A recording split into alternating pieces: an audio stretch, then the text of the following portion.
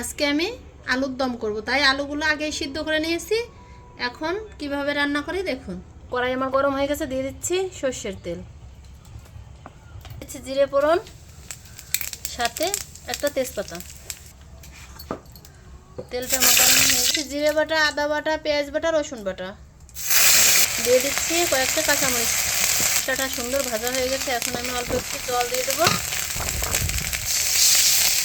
এখন দিয়ে দিচ্ছি 1 চামচ মরিচের গুঁড়ো, হালকা 1 চামচ ধনের গুঁড়ো, দিয়ে দেবো কিছুটা হলুদ।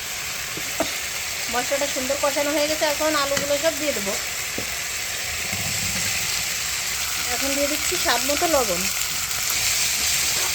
আলুটা সুন্দর করে কষিয়ে নিচ্ছি আমি। আলুটা আমার সুন্দর কষানো হয়ে গেছে, এখন আমি জল দিয়ে দেবো হালকা একটু। আলুর দমটা আমার হয়ে গেছে, এখন দিয়ে দিচ্ছি গরম মশলা বাটা।